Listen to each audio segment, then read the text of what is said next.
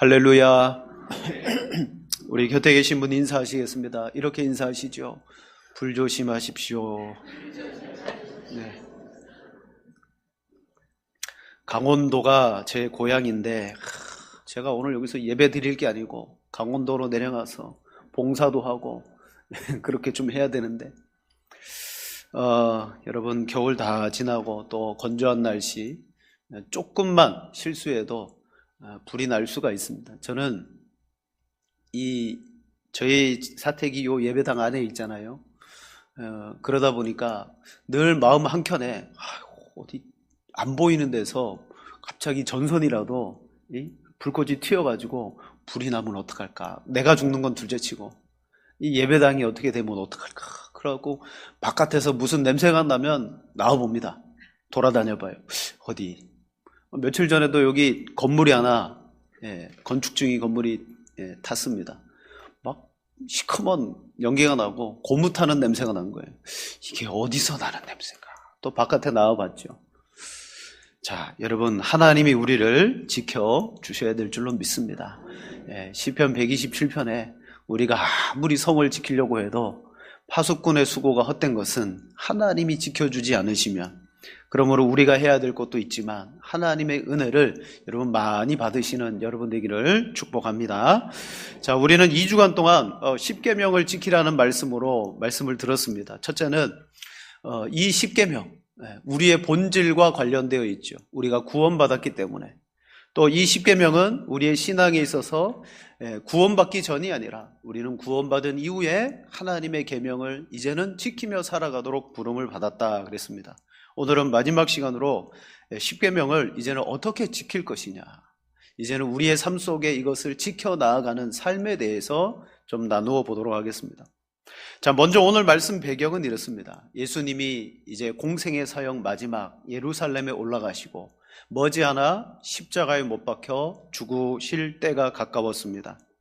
예루살렘에 입성하신 예수님, 가장 먼저 하신 것은 성전에 들어가서 성전의 장사꾼들과 돈 바꾸는 사람들과 수많은 그런 사람들을 쫓아내셨습니다. 그때 성전의 장사를 통해서 이권과 금전적 유익을 취했던 종교 지도자들이 예수님이 너무 미웠습니다. 그래서 그 예수님을 잡고자 올무를 놓았습니다. 오늘 22장 15절 말씀에 보면 이렇게 말합니다. 이에 바리새인들이 가서 어떻게 하면 예수를 말의 올무에 걸리게 할까 상의하고, 진짜 예수님을 잡기는 잡아야 되는데 말 꼬투리를 잡아서 말의 올무를 놓아서 함정을 파서 예수님을 잡고자 했습니다. 여러분, 말의 올무라는 것은요, 어떤 질문을 하게 되어지면 질문 중에 그런 게 있습니다. 이것과 저것 어느 한편을 선택해도 걸리게 되어지는 질문이 있는 거예요. 여러분, 우리 평생 딜레마의 질문이 있잖아요. 아이들에게 묻습니다. 엄마가 좋아, 아빠가 좋아? 이거 어느 한편을 택할 수도 없고 어느 한편을 택하게 되면 이 올무에 걸리는 거예요. 또 연애할 때 그렇게 말하죠. 자기는 자기 엄마가 물에 빠지고 내가 물에 빠졌어. 그러면 누구 먼저 건질 거야? 이것도 올무에 걸리는, 절대로 이런 질문을 하면 안 되겠죠. 오늘 22장에는 큰 세 가지의 질문이 나옵니다. 첫째는 15절에서 22절 바리새인들이 묻습니다. 황제에게 세금을 바치는 것이 옳습니까? 옳지 않습니까? 이게 첫 번째 질문이고요. 둘째는 23절로 33절 사두개인들이 묻습니다. 부활의 날에, 예를 들어서 장남이 있고 장남의 아내가 있는데 장남이 먼저 죽었습니다. 모세에 의하면 그 형수를 동생에게 주어서 집안에 가업을 물으라 그랬는데, 그렇게 해서 7형제들이 다 그 형수와 결혼했습니다. 마지막 부활의 날에 그 형수는 누구의 아내가 되어야 됩니까? 이건 가족 관계 안에서 이 사두개인들이 부활을 부정하기 위해서 예수님께 묻는 질문입니다. 자, 먼저 세금에 대한 질문은요, 아주 정치적인 색채가 너무 짙어요. 어느 한편을 택하면 예수님은 매국노가 되기도 하고 로마를 반역하는 반역자가 되기도 하는 것입니다. 그래서 예수님은 말하기를 동전 하나의 그 형상을 가지고 가이사의 것은 가이사에게 주고 하나님의 것은 하나님께 바쳐라. 이렇게 대답했을 때 모든 사람들이 깜짝 놀랐습니다. 또 사두개인들의 질문에도 부활의 때에는 시집도 가지 아니하고 장가도 가지 아니하고 천사와 같은 새로운 관계 가운데 우리가 살아갈 터인데, 자, 지금 우리의 하나님은 어떤 하나님이냐? 하나님은 살아있는 자의 하나님, 아브라함의 하나님, 이삭의 하나님, 야곱의 하나님, 모든 사람의 하나님으로서 현재 살아있는 자들의 하나님이라고 대답하자 또 무리들이 깜짝 놀랐습니다. 그리고 이제 이 사두개인들의 질문을 예수님께서 멋지게 대답하셔서 깨트리셨다라는 소문을 듣고 다시 한번 바리새인들이 찾아왔습니다. 34절에 그 바리새인 중에 한 율법사가 묻죠. 예수께서 사두개인들로 대답할 수 없게 하셨다함을 바리새인들이 듣고 모였는데 그 중에 한 율법사가 예수를 시험하여 묻되 선생님, 율법 중에서 어느 계명이 크니까? 여러분, 여기 등장한 율법사의 질문의 태도는 불순합니다. 정말 궁금하거나 알고 싶어서가 아니라 그는 예수님을 시험하기 위해서. 자, 율법사라면요, 평생 율법을 연구하고 가르친 사람입니다. 아주 율법에는요, 도 같은 사람입니다. 박사죠. 그는 율법의 본질도 알고 이 율법을 어떻게 지켜야 되는지도 알고, 그리고 율법 안에서 어느 정도 제일 중요한 이게 하나님의 뜻이야 라는 것도 알고 있었을 겁니다.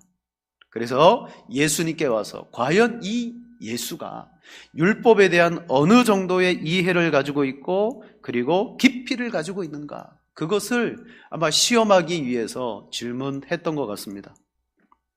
자, 오늘 예수님께서 그 율법사에게 대답하신 그 대답과 그리고 그 말씀들이 오늘 하나님의 계명을 지키며 살아가야 될 우리에게 아주 중요한 교훈을 제시하고 있습니다. 비록 이 율법사는 예수님 안에서 진리를 찾고자 물은 것도 아니지만 예수님의 그 대답을 통해서 정말 구원받은 자로서 우리는 계명을 어떻게 지키고 살아가야 되는가, 본문을 통해서 우리가 한번 알아보겠습니다. 첫째, 오늘 성경은 가장 큰 계명은 무엇인가? 라고 질문하고 있습니다. 유대인들은요, 그들의 역사 속에서 율법을 연구하기 시작했던 때가 있어요. 언제냐면 바벨론 포로 시절입니다. 이들이 바벨론의 포로로 끌려갔을 때 그들은 왜 우리가 포로가 되었느냐? 왜 우리는 하나님의 징계를 받을 수밖에 없었느냐? 그러면서 그때부터요, 하나님의 말씀과 율법을 연구하기 시작했습니다. 결론은 우리가 하나님의 율법을 저버렸구나. 그러면 하나님의 율법은 도대체 어떤 것이냐? 그렇게 연구해가지고 유대인들은 율법을 613가지를 지켜야 된다. 구약의 말씀을 통하여 613가지의 계명을 그들은 찾아내었습니다. 오늘 율법사가 질문한 게 그거예요. 613가지 계명 중에 어느 계명이 가장 큰 계명이냐? 자, 의역하면 이렇습니다. 자, 이렇게 말합니다. 예수, 당신이 생각할 때 가장 중요하다고 생각하는 계명 하나를 말해 주시오. 이렇게 물은 거예요. 자, 613가지 중에 가장 중요하다고 여기는 계명 하나를 말해달라. 그런데 여러분, 만약 이 여러 가지 계명 중에 예수님께서 딱 하나의 계명을 끄집어내서 고르게 된다면 어떤 일이 벌어질까요? 그건 예수님이 나머지 계명은 그러면 등한히 여겨도 되느냐? 이 계명이 제일이고 나머지 계명들은 좀 하등의 계명이냐? 이런 식으로 몰고 갈 수가 있습니다.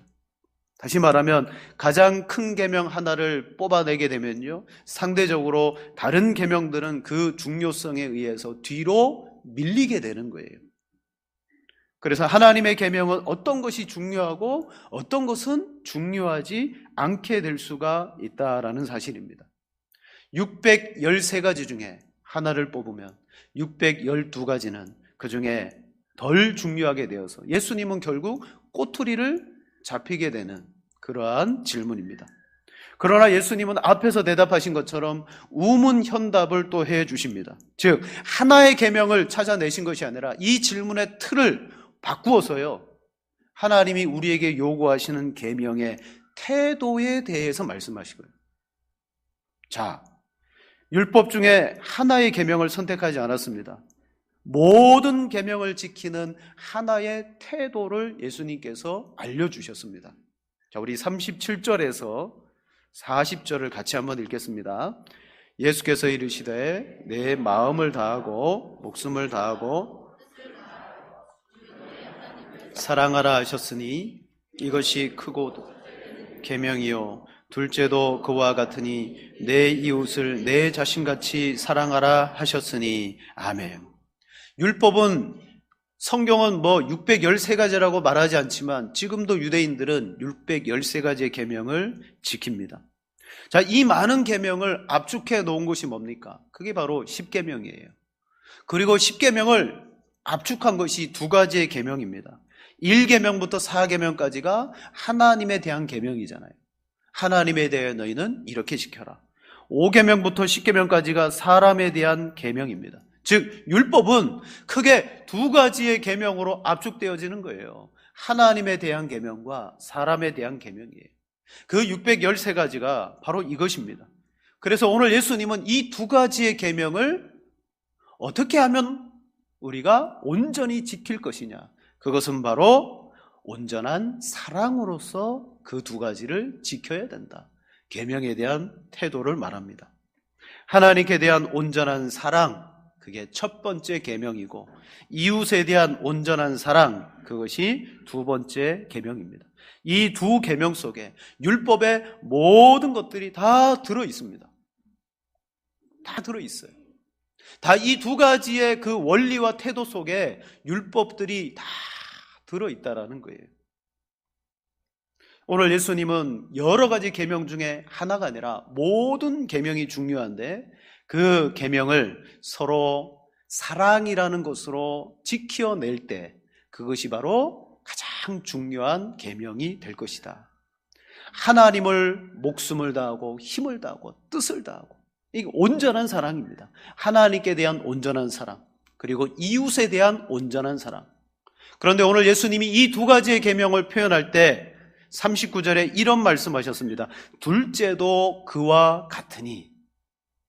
그냥 하나님에 대한 사랑만 중요한 게 아니라 둘째도 그와 같으니. 이게 뭐냐면 둘째도 첫째와 동일한 수준으로 중요하다는 거예요. 그와 같다는 것은 하나님을 온전히 사랑하는 계명처럼 둘째도 동일하게 중요한 계명이다. 이웃에 대한 사랑입니다. 여러분, 자칫 오해하면요, 하나님을 50% 사랑하고 이웃을 50% 사랑해야 된다라고 들릴 수 있는데 그게 아닙니다. 이건 하나님의 계명의 양이 크냐, 이웃에 대한 계명의 양이 크냐, 그 차이를 말해주는 것이 아닙니다. 중요한 것은 여러분, 양이 아니라 본질입니다. 계명을 어떻게 지킬 것이냐. 사랑이라는 본질은 똑같다는 거예요. 하나님을 사랑해야 되는 것처럼 이웃을 사랑해야 되는 그 사랑의 본질, 똑같은 본질로 우리는 계명을 지켜야 된다. 만약에 양이 똑같다면요, 우리는 늘 계명을 어길 수밖에 없습니다. 왜냐? 마태복음 10장 37절에 말하기를 아버지나 어머니를 나보다 더 사랑하는 자는 내게 합당하지 아니하고 아들이나 딸을 나보다 더 사랑하는 자도 내게 합당하지 않다. 즉 우리는 때로는 하나님보다 가족을 더 사랑할 때가 있는데, 그건 만약에 50대 50이면 양과 그리고 크기로 따진다면요, 우리는 합당하지 않는 계명 순종을 할 수밖에 없어요. 하지만 하나님은 똑같은 본질로서 사랑하라. 하나님도 사랑하고 이웃도 사랑하라. 그러나 여러분, 유대인들은요, 계명을 지킬 때 상당수가 첫 번째 하나님에 대한 계명을 이웃에 대한 계명보다 더 크게 지켰어요. 다시 말씀드리면 하나님에 대한 계명보다 둘째 계명인 이웃에 대한 계명을 낮은 계명으로 취급할 때가 많았더라는 거예요. 예를 들면 여러분, 당시 그 유대인들 사회 속에는 고르반이라는 그러한 사람의 계명이 있었습니다. 성경에는 없는데 율법을 해석해서 장로들의 전통으로 만들어 놓은 계명인데요, 고르반입니다. 외식적인 행위입니다. 마가복음 7장 10절에 보면 모세는 분명히 부모를 공경하라 그랬습니다. 즉 이웃에 대한 하나님을 사랑하는 것만큼 부모가 이웃이잖아요. 이웃도 온전한 사랑으로 사랑하라 그랬는데, 근데 고르반이 뭐예요? 그 부모님에게 공경함으로 드려야 될 물질이나 어떤 헌신의 물건이 있는데 그것을 내가 하나님께 드렸다 그러면 부모님께는 안 해도 된다는 거죠. 이런 것이 이 유대인들 태도 속에 있었어요. 이게 뭐예요? 하나님을 온전히도 아니죠. 하나님을 내가 사랑해서 뭔가를 했다 그러면 상대적으로 이웃에 대한 계명은 지키지 않아도 된다. 이런 식으로 계명을 그들은 지켰더라는 거죠. 다시 말하면 그들이 하나님의 그 율법과 계명을 어느 것은 더 중요하고 어느 것은 더 덜 중요한 것으로 여기면서 지켰어요. 그때 예수님이 구약의 율법과 선지자들의 강령, 즉 정신, 그게 뭐냐? 그건 둘 다 똑같은 온전한 사랑이다. 여러분, 하나님은 구약의 성도들에게 이걸 요구하신 거예요. 온전한 사랑을 요구하셨어요. 자, 그러면 두 번째로, 그러면 과연 우리가 하나님을 온전히 사랑할 수 있을까? 과연 누가 하나님을 목숨을 다해 사랑하고 이웃도 그렇게 사랑할 수 있을까? 여러분, 오늘 예수님이 우리에게 계명을 지키라고 하실 때 하나님께 목숨을 다하여 사랑한 것처럼 우리의 그 사랑의 계명이 이웃에 대하여도 그와 같이 하라고 말씀하고 있습니다. 그런데 과연 우리가 그렇게 사랑할 수가 있느냐라는 말이죠. 오늘 40절에 말하기를 이 두 계명이 온 율법과 선지자의 강령이니라. 이것을 직역하면 이렇습니다. 이 두 계명에 온 율법과 선지자가 달려있다. 즉 구약의 어디를 찾아봐도 어느 율법이다, 어느 선지자를 찾아봐도 모두가 다 똑같이 하나님 사랑하는 것만큼 이웃에 대한 사랑으로 계명을 지켜라. 이게 들어있다는 거예요. 온 율법과 선지자는 구약을 통칭하는 것입니다. 즉 구약을 통해서 가장 크게 외치고 있는 것이 무엇입니까? 하나님을 사랑하라, 이웃을 사랑하라. 이게 기본적인 입장이라는 거예요. 그래서 구약의 율법과 선지자들의 원칙이 사랑입니다. 신명기 6장 5절 말씀에 보면 하나님이 계명 주시고 이들에게 뭘 요구하시느냐? 사랑을 요구하시는. 너는 마음을 다하고 뜻을 다하고 힘을 다하여 내 하나님 여호와를 사랑하라. 하나님은 계명을 주시면서 처음부터 이 계명을 지켜야 될 이유는 뭐냐? 나를 사랑하기 때문에 너희는 이 계명을 지켜라. 계명은 곧 무엇이다? 나에 대한 사랑의 표현이다. 출애굽기 20장 6절에 10계명을 주시며 말합니다. 나를 사랑하고 내 계명을 지키는 자에게는 1000배까지 은혜를 베푸느니라. 즉 주님은요 오늘 우리에게 계명을 주시기 전에 무엇을 요구하시냐면 사랑을 요구하고 계시더라는 거예요. 사랑을 요구하셔요. 너가 나를 사랑하느냐? 사랑함으로 하나님을 내 목숨을 다하여 힘을 다하여 그렇게 계명을 지키라는 거예요. 이웃도 마찬가지입니다.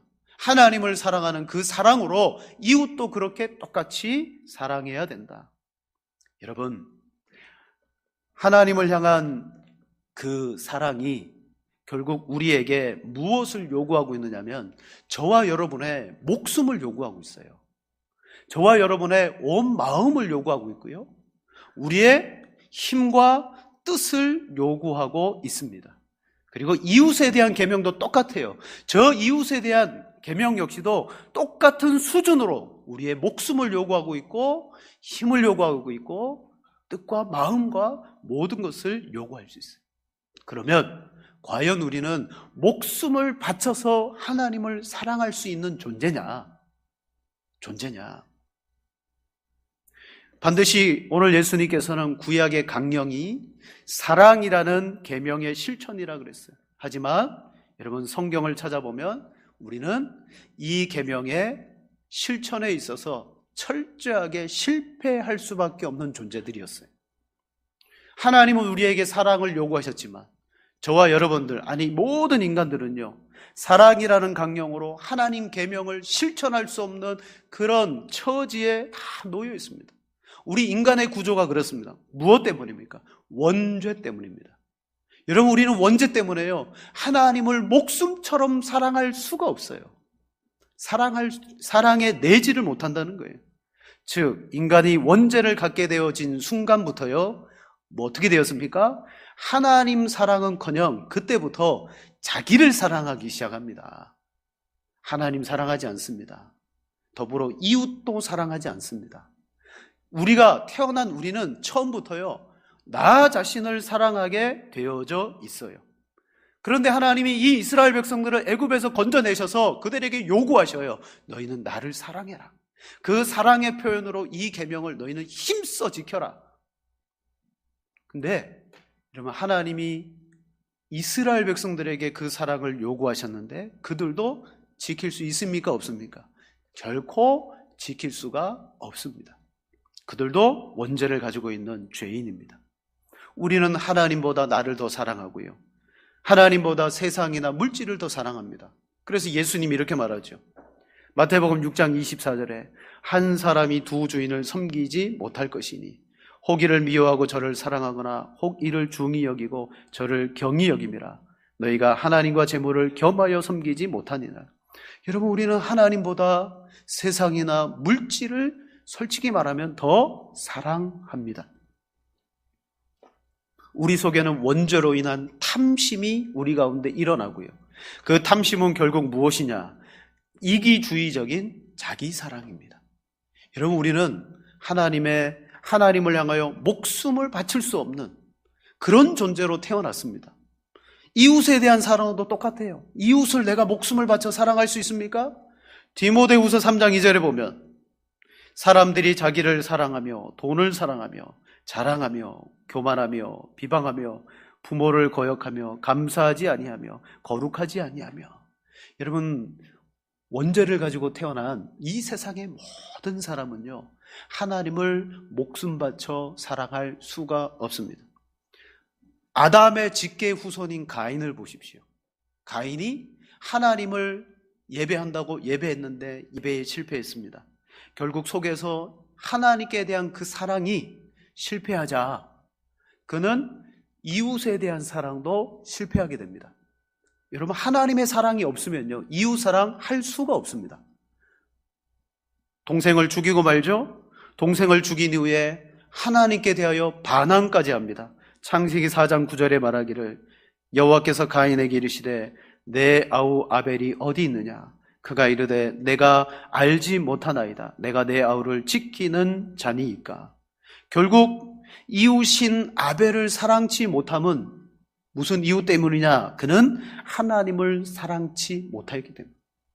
즉, 성경은요, 아예 우리 인간들은 하나님을 스스로의 능력으로는 사랑할 수 없는 존재라고 우리에게 말합니다. 즉, 인간은 근본적으로 율법과 선지자의 강령을 지킬 수가 없어요. 오늘 예수님이 율법사에게 말해준 것이 뭐냐면 구약에 대한 서머리입니다. 구약에 대한 총 서머리. 구약이 이걸 말하고 있다. 목숨을 다하여 하나님 사랑하고 이웃도 그와 같이 사랑하라고 그랬다. 그러나 그 율법의 요구를 우리는 지킬 수가 있었느냐? 예수님은 거기까지는 말씀 안 해주셨어요. 하지만 로마서 말씀을 보면 충분히 말씀하고 있어요. 우리는 율법을 전혀 지킬 수가 없다. 여러분, 율법은 우리로 하여금 지킬 수 있다라고 말하는 게 아니라 오히려 우리 속에 있는 근원적인 죄성을 계속해서 알게 해주는 역할을 합니다. 로마서 7장 8절에 말합니다. 그러나 죄가 기회를 타서 계명으로 말미암아 내 속에서 온갖 탐심을 이루었나니 이는 율법이 없으면 죄가 죽은 것임이라. 여러분, 율법을 알면 알수록요, 우리는 하나님을 더욱더 사랑하게 되는 게 아니라 거꾸로예요. 내가 이렇게 죽을 죄인이구나. 내가 이런 형편없는 자구나. 여러분, 저와 여러분은 하나님을 위해서 율법을 지키며 목숨까지 들여 사랑할 수 있는 존재가 도저히 아니라는 것을 말씀드립니다. 그러므로 우리는 어떻게 됩니까? 주님이 가르쳐 주신 이 말씀에 의하면 저와 여러분들은 율법을 가진 절망적인 사람들일 수밖에 없어요. 자, 세 번째로, 그렇다면 우리는 정말 하나님의 계명을 온전히 지킬 수가 없는 것일까? 지킬 수가 있습니다. 여러분, 예수님의 십자가로 말미암아 우리는 그 십자가에 구원받고 예수님의 구약의 계명을 또 하나하나 찾아서 지키는 게 아니에요. 어떻게 지킵니까? 첫째는요, 예수님의 십자가의 의를 믿고 의지할 때에만 지킬 수가 있습니다. 십자가의 의를 믿고 의지되어질 때만 지킨다는 거예요. 이스라엘 가운데 하나님의 율법을 온전히 다 지켜서 하나님을 사랑한 사람은 없습니다. 모두가 율법과 계명을 목숨처럼 지키려고 했죠. 그러나 그들은 하나같이 실패했습니다. 즉 예수님이 말씀하는 게 뭐냐면, 성경이 말하는 게 구약의 율법을 통하여 하나님을 온전히 사랑하려고 한 사람들은 다 실패했다. 반면 예수님은 십자가를 지심으로 율법의 요구를 다 이루었다. 율법의 요구가 뭐예요? 아까 말씀드린 그거예요. 내 목숨을 다하고 힘을 다하고 뜻을 다하고 주 너의 하나님을 사랑하라가 율법의 요구예요. 그러나 우리는 그 요구를 이룰 수가 없는데 어떻게 되었다? 예수님은 십자가를 지심으로 율법의 요구를 다 이루었다. 신명기 10장 12절에 동일하게 또 말합니다. 이스라엘아, 내 하나님 여호와께서 내게 요구하시는 것이 무엇이냐? 요구하신대요.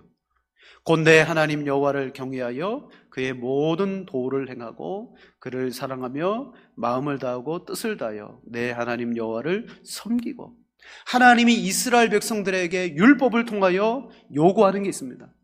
또 말씀드립니다. 내 목숨을 다해서 나를 사랑해라. 즉 우리가 하나님을 사랑하고 율법을 지키려면요, 저와 여러분들 목숨을 내놔야 돼요. 목숨을 드려야 그게 하나님을 온전히 사랑하게 되는 거예요.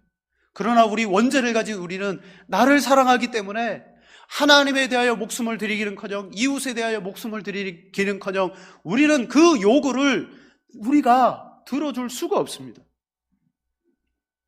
율법을 지키며 살아가는 것은 목숨을 내놓고 하나님의 계명을 지키는 거예요. 그게 율법을 지키는 겁니다.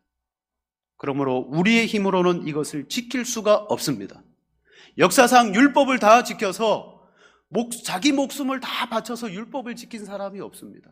그러므로 신약의 예수님께서 십자가의 죽으심으로 성경은 뭐라고 말하느냐? 율법의 요구를 다 이루었다라고 말해요. 예수님만이 십자가에서 율법의 요구를 다 이루셨어요. 자, 십자가를 지시기 전에 예수님은 하나님을 충만하게 사랑하셨던 분입니다. 그리고 겟세마네 동산에 십자가를 지시고 기도하며 그 십자가를 질 걸 바라보며 기도했을 때 예수님의 모습은 어땠습니까? 그때 십자가 지시기 전에 예수님의 모습은요, 마음을 다했습니다. 성품을 다했습니다. 힘을 다했습니다. 막 땀방울이 핏방울이 될 정도로 예수님은 기도하시며 십자가를 지셨습니다. 마지막에 어떻게 십자가를 지셨습니까? 목숨을 다함으로 하나님 사랑이라는 계명을 십자가를 통하여 이루신 거예요. 바로 그 큰 계명, 율법과 선지자들의 강령이라는 그 큰 하나님 사랑의 계명을 예수님이 그 몸으로 이루어 내셨습니다.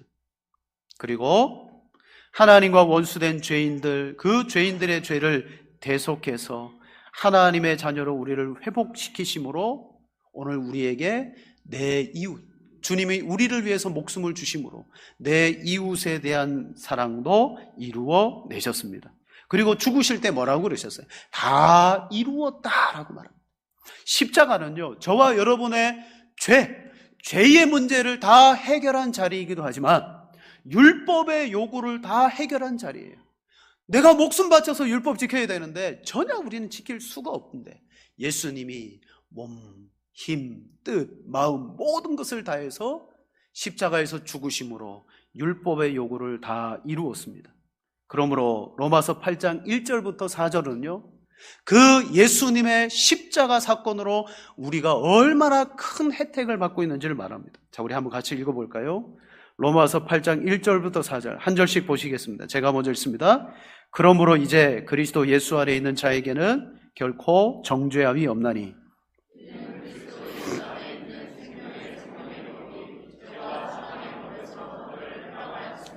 율법이 육신으로 말미암아 연약하여 할 수 없는 그것을 하나님은 하시나니 곧 죄로 말미암아 자기 아들을 죄 있는 육신의 모양으로 보내어 육신의 죄를 정하사 육신을 따르지 않고 영을 따라 행하는 우리에게 율법의 요구가 이루어지게 하려 하심이라. 아멘. 여러분, 우리는 육신으로 말미암아 연약해서 할 수 없는 것을 예수님은 이루셨대요. 어떻게?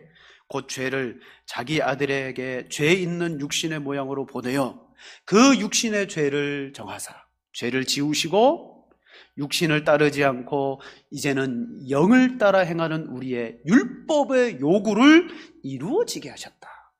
여러분, 오늘 예수님이 본문에 율법사에게 하는 그게 뭐예요? 율법이 이걸 요구한다는 거예요. 그냥 단순히 계명을 지키며 살아라가 아닙니다. 저와 여러분들의 목숨을 요구하는 거예요. 이게 율법이에요. 이 목숨을 다 주었을 때 비로소 우리는 율법을 다 지켰다라고 말할 수 있는 거예요.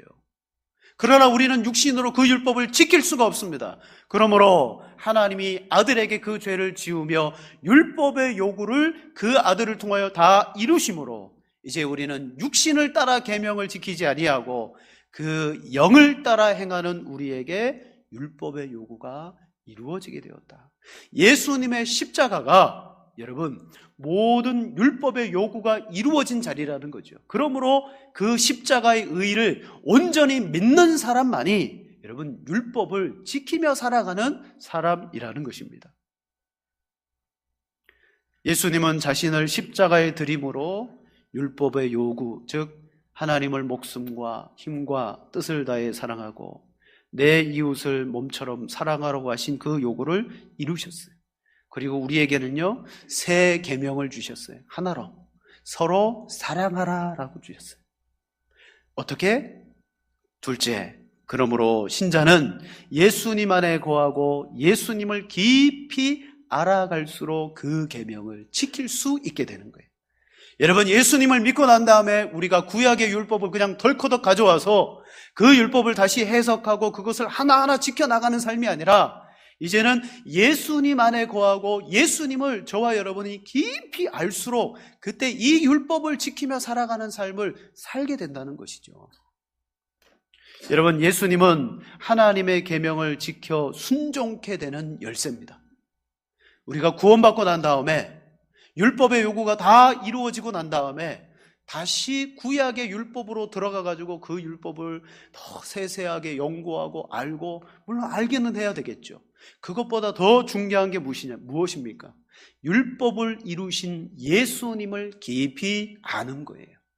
신약이 요구하는 것이 바로 그것입니다.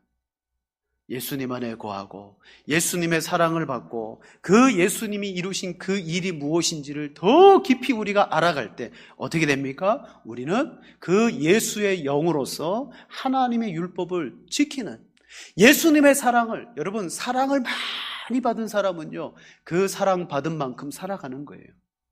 예수의 사랑이 우리 안에 온전히 이루어질 때, 십자가의 요구 안에서 모든 율법이 이루어졌다라는 사실이 믿어질 때, 주님과의 사귐이 내 속에서 충만해질 때, 내 자아는 그때 비로소 죽어지면서 어떻게 내가 주님을 더 사랑할까라는 것이 내 속에 드러납니다.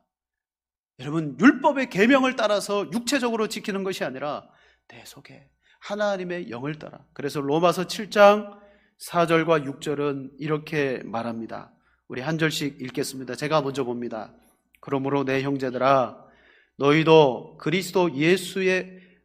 그리스도의 몸으로 말미암아 율법에 대하여 죽임을 당하였으니 이는 다르니 곧 죽은 자 가운데서 살아나신 이에게 가서 우리가 하나님을 위하여 열매를 맺게 하려 함이라.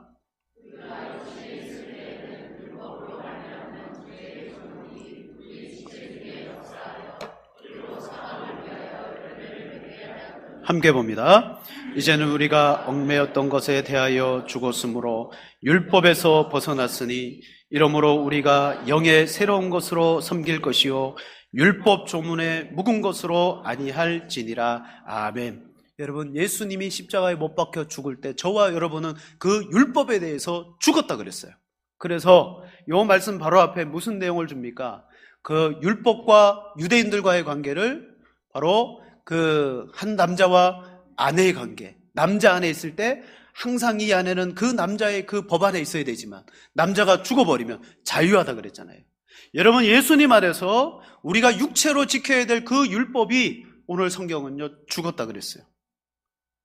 그래서 우리가 육신에 있을 때 율법으로 말미암는 죄의 정력이 우리 지체 중에 역사하여 우리로 사망을 위하여 열매를 맺게 해요. 율법은 끊임없이 우리의 목숨을 요구하잖아요.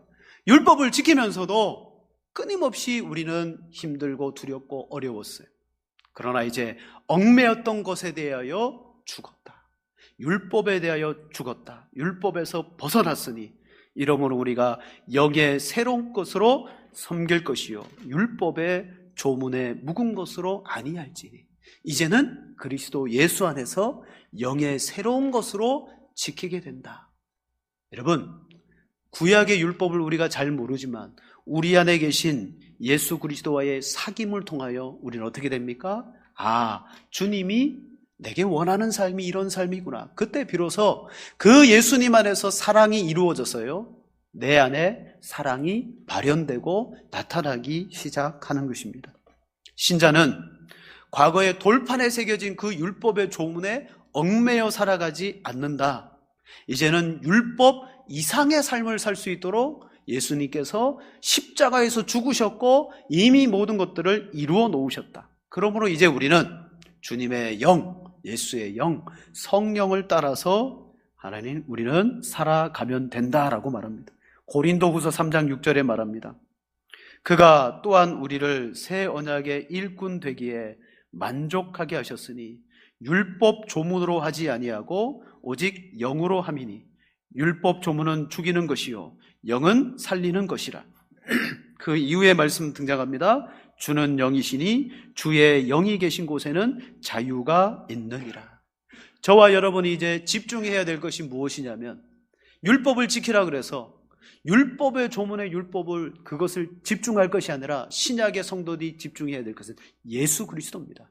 예수님에게 집중하고 그분의 그 놀라운 그 공로와 그분과의 깊은 사귐에 집중하게 되면요 우리 안에는 성령의 소욕이 일어납니다.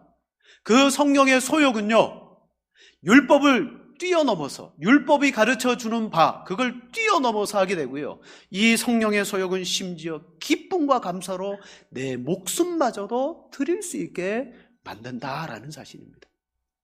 간단합니다.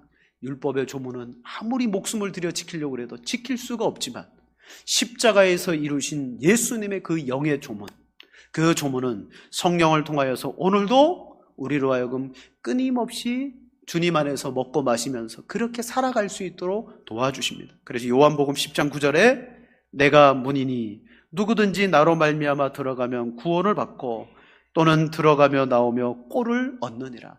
우리는 예수님을 통과합니다. 예수님을 통하여 들어오며 나가며 살아갈 수 있는 힘을 얻고 계명을 순종할 수 있는 능력을 얻고 우리는 예수님을 통하여 살아갑니다. 구약의 율법을 통하여 살아갔던 삶이 실패했지만 신약에 우리는 예수님을 통하여 살아갈 때 여러분 놀라운 영의 사람으로 사는 길이 열릴 줄로 믿습니다. 말씀을 마칩니다. 우리는 분명히 한계를 가지고 있어요. 그래서 아무리 율법을 조문대로 지키려고 해도 지킬 수가 없습니다. 우리의 이기심과 욕심과 원죄가 있기 때문에 결코 못 지켜요. 하지만 예수님이 십자가에서 다 이루었어요. 이제 주님을 통하여 우리는 지키며 살아가게 되는 줄로 믿습니다. 저와 여러분 이제는 예수님께 집중해야 됩니다. 예수님이 어떤 분이시냐, 그분이 내 안에서 어떤 역사를 이루셨느냐, 주님을 통하여 그 꼴을 먹게 되면요 반드시 그 사람은 주님이 원하는 사랑으로 살아가게끔 되어져 있습니다. 그런 신앙의 삶을 살아가시는 저와 여러분 되기를 축복합니다. 우리 시간 합심으로 한번 기도하십시다.